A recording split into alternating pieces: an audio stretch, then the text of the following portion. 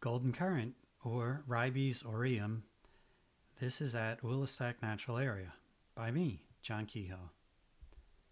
This little video compilation is a combination of both still images and a video clip.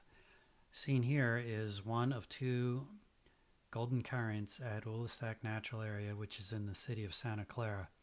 This photo was taken in early February, and although there's a lot of flowers evident, it hadn't yet quite reached peak bloom. Notice also that the ground around it is just coated with a thick layer of wood chipped mulch.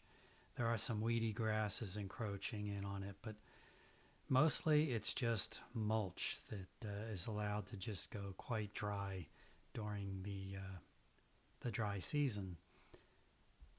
This is a video clip taken about 2 weeks after the first image, and there you can see it's a breezy morning at Ulistac.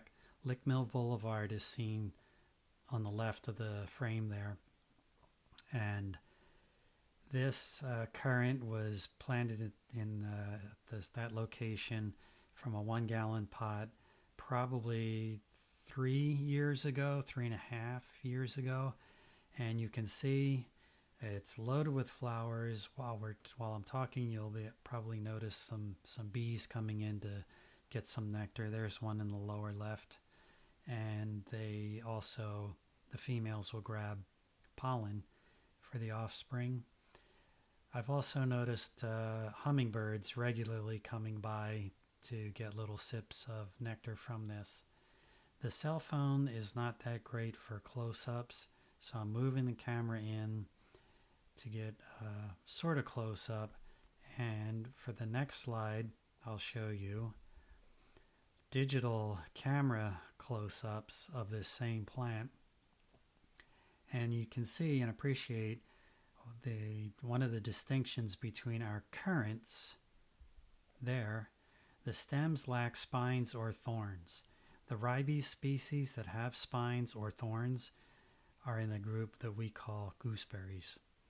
Another distinction, especially for this species, the upper surface of the leaves are smooth and shiny, and a lot of even our current species of Ribes, the upper surfaces of the leaves are more crinkly, and some of the leaves are actually tougher.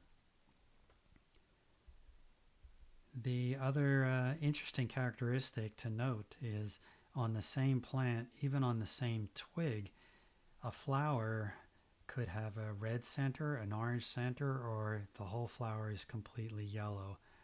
And we can see this interesting yellow, orange, red pattern in the buds as well.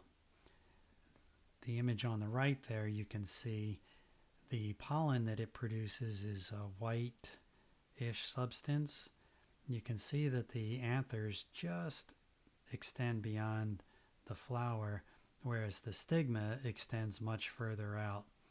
What appears to be a piece of pollen on the sticky stigma suggests that this is being cross-pollinated. These flowers will mature, they'll wither and drop, and the fruit will be the berry that will ultimately lead to a currant type fruit.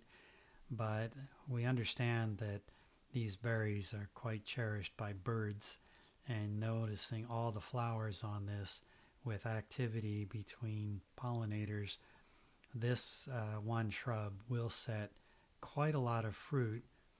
It'll feed a lot of pollinator bees, their offspring, as well as birds for their offspring as well. Okay, that's it. Thanks for watching. Here's just a little bit of more information about me.